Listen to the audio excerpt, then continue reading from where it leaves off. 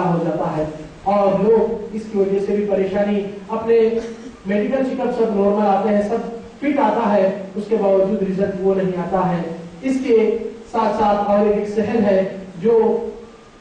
انسان کو رشتوں میں رکاوٹ آ جاتی ہے، اور رکاوٹ ڈالنے کے بعد اس میں کچھ سمپٹمس مناسب ہے، کیونکہ یہ کیسز 70% موجود ہے یہاں 75%۔ اس میں جس کے بھی زندگی میں ایسی رکاوٹ ہوتی اس کے پاس سر کا درد زیادہ رہتا ہے اور طبیعت میں عجیب خوف گھبراہٹ، خاص طور سے جب رشتہ پروسیس میں آتا ہے، اور خواتین میں کثرت سے یعنی فزیکلی طبیعت جو اندر سے طبیعت سکون کی رہتی وہ چڑچڑاہٹ میں زیادہ تبدیل ہو جاتی، اور کمر کے درد کے ساتھ ساتھ کافی سر کا درد بھی چھٹکارا نہیں پا سکتا ہے انسان گولیاں لینے کے باوجود بھی۔ یہ کچھ آرام اس کے سمپٹمس ہیں، مگر اس کو ضروری نہیں ہے کہ زیادہ لوگ ایسی چیزیں آ گئے تو ہمیشہ یہ اپنے آپ کے دل میں دماغ میں ڈالیں کہ آپ کو یہ چیز ہے یا وہ چیز ہے۔ خوف کھانا یہ خود ایک بیماری ہے، وسوسوں کو قبول کرنا یہ خود ایک بیماری ہے۔ شیطان کا ہر رویہ ہے کہ ایک کوشش کرتا ہے دماغ پہ ڈال کے، اگر آپ اس کو قبول کریں تو اس کے اندر سے آپ کی کمزوری بنا دیتا ہے۔ انسان ایمان والا ہمیشہ اللہ سے پورا بھروسہ رکھتا ہے، جادو کتنی سے بڑی آن دو، شیطان بڑوں سے بڑا آن دو، اللہ تعالیٰ میرا ساتھ ہے اور اللہ تعالیٰ مجھے رسوا نہیں ہونے دے گا۔ یہ یقین اور توکل جب رہتا ہے، سارے دنیا کی بیماریاں، شیاطین اور جنات کو کیا سارے جادوگراں بھی ٹکر آپ سے نہیں مل سکتے، کیونکہ آپ کا ایمان باللہ ہے بہت بڑا ہتھیار ہے۔ پھر صحت کے اندر ایک ایسا بھی قسم ہے جو انسان کی زندگی میں بعض یہ خواتین کے اندر کمزوری اکثر آ جاتی ہے کہ خوف ہو جاتا ہے کہ شوہر یہاں سے کسی اور شادی کی طرف اس کا رخ ہو رہا ہے، تو محبت کی جادو بول کر بناتے ہیں، جس میں شوہر کو اپنا ہی بنانے کے واسطے، مٹھی میں رکھنے کے واسطے کچھ چیز دوا دودھ میں اس میں ملا کر دی جاتی ہے، مگر اس سے شوہر ختم ہو جاتا ہے۔ ایک واقعہ کچھ عرب کنٹری میں ہوا سو میرے سامنے ہے۔ یہ خاتون ایمان والی تھی، کبھی ایسی چیزوں میں نہیں جانے والی۔ جب اس کو یہ خوف اور خدشہ ہوا، اس کے سہیلیاں کہنے لگے نہیں وہاں جائیں گے، وہ فلاں کے پاس ایسی چیز ملنے والی ہے، تو وہ گئی اور کہتی ہے وہ ایک آرڈر دیے، کہنے لگے کہ ملاؤ شوہر آپ کا ہی وہ ہو جائے گا۔ تو بیچاری ایمان والی تھی، اپنے دل میں ملال محسوس کی اور کہنے لگی میرے پاس گھر میں ایک بلی ہے، تو کہتی ہے روز دودھ میں اس کو ڈال کے دیکھنے لگی ہے، ٹیسٹ کرنے، تو دیکھی کہ وہ بلی اس طریقے سے ہو گئی کہ میرا پیچھا نہیں چھوڑ رہی ہے، میں پانی نہانے کے لیے جا رہی ہوں تو بھی بلی اندر گھس جا رہی۔ پھر کچھ دنوں کے بعد وہ بلی کمزور ہو کر مر گئی۔ تو میں نے اللہ کا لاکھ لاکھ شکر کری کہ اللہ ایسی غلطی مجھ سے نہیں ہوئی ہے، تو میں شوہر کو بھی کھو دیتی۔ اللہ محفوظ کرے، کیونکہ کمترین احساس اور کمزوری شیطان اس کو بھی موقع کا فائدہ اٹھا کر ہر وہ آپ کی کمزوری کو دباؤ ڈالنے کے لیے وہ سوچتا ہے کہ یہ چیز آپ ایکسپٹ کریں مائنڈ میں اور ذہن میں، تو اس کے اوپر ہی دبا کر آپ کو کمزور کرتا ہے۔ اگر یہ چیز کو آپ ریجیکٹ کر دیے اور کبھی قبول نہیں کرے تو شیطان اپنا ٹائم خراب نہیں کرتا، دوسری چیز کے اوپر کوشش کر لے۔ تو جو کمزوریاں آگے بن جاتے ہیں تو دماغ کے تفکرات کی حالت کو اس طرح مخلوص کر دیتا ہے کہ انسان ڈپریشن میں آ کر ایسا مایوس ہو جاتا ہے کہ اللہ سے بھی نا امید ہو جاتا ہے، جو کفر تک پہنچانے والی منزل ہے اس کے بعد، بلکہ وہی کفر کی سیڑھی ہوتا ہے۔ پھر آخری چیز صحت کے اندر اور بھی اس سے زیادہ اور بھی بہت سے اقسام ہیں، یہ تقریباً مختصر جھلکیاں ہیں کہ صحت کے عمومی علامات جو انسان کو دیکھنا چاہیے، مگر صحت سے یا جنات سے ایسا ڈر نہیں لینا چاہیے جیسا کہ لوگ آج کل تصور میں بنا دیتے ہیں۔ حقیقت میں وہ ان کی حقیقت ہے اور ان کا وجود ہے، مگر ان کا اعتبار اور مقام اتنا نہیں ہے، حتیٰ کہ اللہ تعالیٰ انسان کو ان سے زیادہ بلند درجہ دیا۔ سورہ بنی اسرائیل آیت نمبر 70 میں اللہ تعالیٰ فرمائے وَلَقَدْ كَرَّمْنَا بَنِي آدَمَ، ہم نے آدم کی اولاد کو عزت اور بلندی دی، ان کے اوپر فوقیت دی ہے۔ تو اللہ تعالیٰ کا مقام بلند کیا تو آپ کمزوری اور یہ کمترین احساس سے اور خوف لے کر تم جینے کی زندگی میں اپنی ڈر کی زندگی بنا لی، جبکہ ایسی چیز سے کبھی ڈرنا نہیں چاہیے۔ ڈرنا ہو تو اللہ تعالیٰ سے ڈریے اور اللہ کے احکام پہ اپنے آپ کو پابند کرائیے۔ اس میں سمپٹمز جو علامات ہوتے ہیں 10 علامات ہیں، اس سے 5 مین ہیں، جو سر کا درد اور گھبراہٹ یہ 2 ہے، اور کمر کا درد اور جسمانی تھکاوٹ جو بغیر مشقت کی تھوڑی سی حرکت میں ایک دم تھکان زیادہ محسوس ہونا، ہاتھ پیر میں کچھ سن پنا بیٹھنے کی وجہ سے نہیں، عام طور سے حرکت میں بھی رہے تو ایسا لگتا ہے کچھ ہاتھ پہ سن پنا چڑھ رہا ہے یا ہاتھ پہ پیر میں یا سر میں سن پنا آ رہا ہے،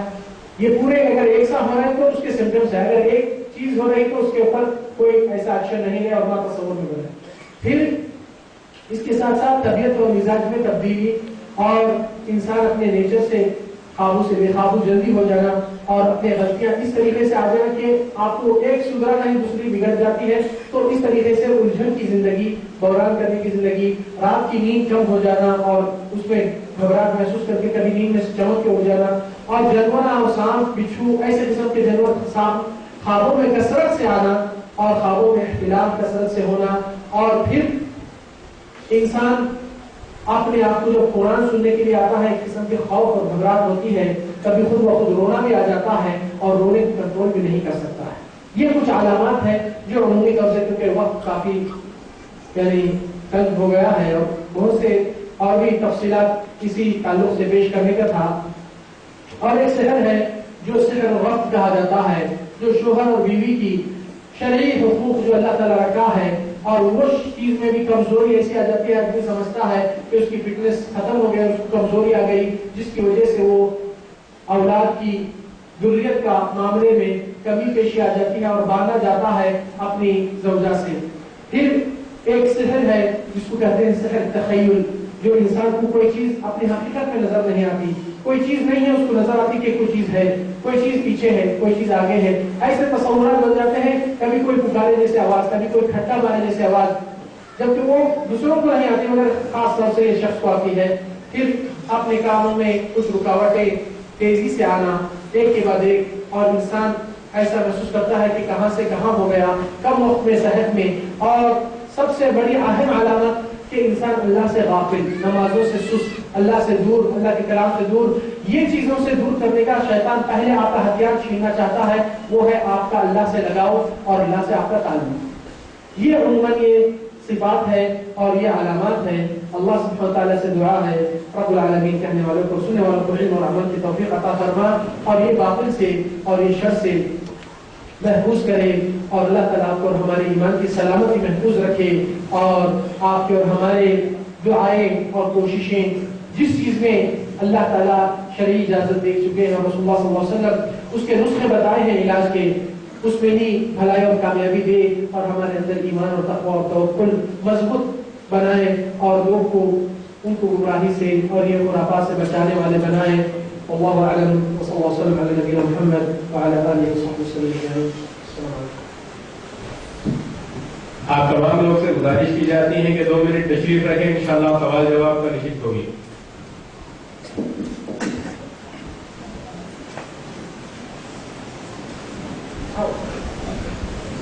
یہاں پر جو بھی حضرات جنات کے اور اس کے علاج کے اندر علاج کے جو آیات موجود ہیں جادو کے، الحمدللہ وہاں کاؤنٹر پہ دستیاب ہے، خواتین میں بھی اور یہاں پہ بھی. اور اس کے ساتھ ساتھ کچھ امور ہے جو رسول اللہ صلی اللہ علیہ وسلم علاج کے نسخے میں فرمائے، جیسا کہ آپ صلی اللہ علیہ وسلم نے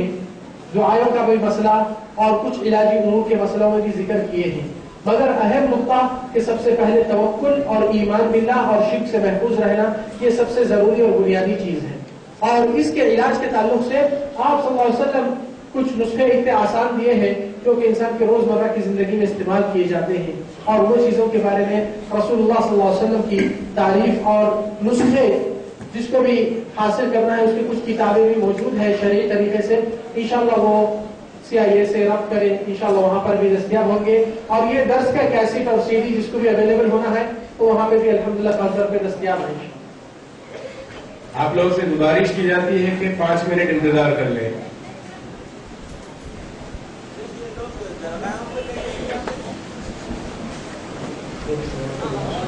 جزاک اللہ خیر. یہ سوال میں یہاں پہ ذکر کرنا تھا مگر یہ پیج میں پڑھا دیا. مگر اکثر لوگ جو درگاہوں پہ جا کر دیکھتے ہیں کہ وہاں پہ علاج ہوتا ہے بول کے، اور لوگوں کو یہ بتاتے ہیں کہ وہاں سے کوئی چیز فیض حاصل ہوتی ہے اور شیاطین وہاں پر بھاگ جاتے ہیں. حقیقت میں یہ بہت بڑا دھوکہ ہوتا ہے. شیاطین انسان کو اسی چیز سے تعلق پیدا کرنے کے لیے اپنا اس طریقے کا ناٹک دکھاتے ہیں، اور یہ ناٹک دکھانے سے لوگ سمجھتے ہیں کہ وہ حالات اس طرح ہو جاتے ہیں، تو اسی جگہ سے تعلق پیدا کرنے کے لیے ایک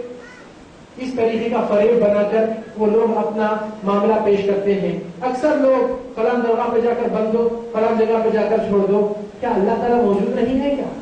اللہ سبحانہ تعالیٰ کی رحمت کہاں سے حاصل ہوتی ہے؟ اللہ کے نبی صلی اللہ علیہ وسلم کا حکم بھی یہی ہے. امام علی رضی اللہ عنہ کہتے ہیں کہ رسول اللہ صلی اللہ علیہ وسلم جس ڈیوٹی پہ مجھے بھیجتے تھے، میں نے ابو الحیاج الاسدی کو، ایک صحابی تابعی ہے، ان کو کہتے تھے کہ ابو الحیاج میں آپ کو ویسی ڈیوٹی پہ نہیں بھیجوں جس ڈیوٹی پہ اللہ کے رسول مجھے بھیجا کرتے تھے. تو بے شک فرمائیے کیا ڈیوٹی پہ رسول اللہ آپ کو بھیجتے تھے؟ تو علی بن ابی طالب کہتے تھے کہ کوئی آئیڈل اسٹیچو نہیں الا اس کو توڑ دے، اور کوئی قبر زمین سے اونچی نہیں الا اس کو زمین سے لیول کر دے. تو نبی صلی اللہ علیہ وسلم جس چیز کے خلاف تھے، اللہ تعالیٰ وہاں سے کہاں سے شفا دلاتا. جو نبی صلی اللہ علیہ وسلم کہتے ہیں نہیں قبر اس طرح اونچی اور بلند نہیں ہونا چاہیے، درگاہ تو نبی کی بات کو توڑ کے تو کیا نبی کی بات کو پیچھے چکنا چور کر چکی ہے. کیونکہ اللہ تعالیٰ کے نبی صلی اللہ علیہ وسلم کے اصحاب